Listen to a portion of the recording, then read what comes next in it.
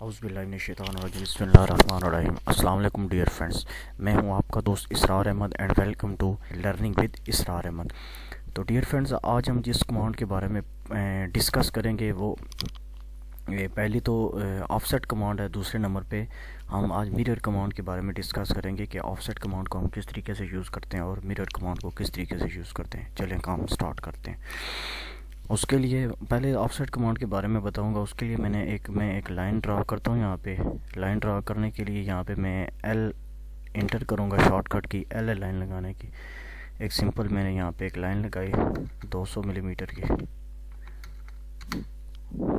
अब इस लाइन को मैं ऑफसेट करना चाहूँ अगर इस तरफ राइट साइड की तरफ, तो ऑफसेट के लिए मैं कमांड शॉर्टकट की है ओ इंटर कर दूंगा। अब वो पूछ रहा है कि हमने इस लाइन को कितना ऑफसेट करना है। 50 इंटर किया। इस लाइन को मैंने देखें कि नीचे कह रहा है कि सिलेक्ट ऑब्जेक्ट टू ऑफसेट।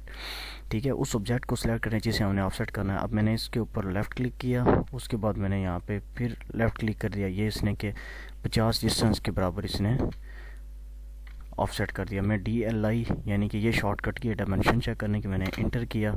उसके बाद पहले पॉइंट को क्लिक किया, दूसरे पॉइंट को क्लिक किया। ये लोग आप चेक भी कर सकते हैं कि ये 50 ही उसने ऑफसेट किया है। इस तरीके से हमने जितनी भी लाइन को ऑफसेट करना है उस तरीके से हम लोग कर सकते हैं। दोबारा मैं बता देता हूँ, ओ इंटर किया। उसके बाद वो कह रहा है कि कितना स्पेसिफाई ऑफसेट डिस्टेंस कितना हमने देना है। मैं 500 इंटर किया। मैंने लाइन के ऊपर लेफ़्ट क्लिक किया, उसके बाद मैंने यहाँ पे लेफ़्ट क्लिक किया। ये देख सकते हैं आप लोग कि इस लाइन को दूसरी तरफ उसने 500 ऑफसेट कर दिया है।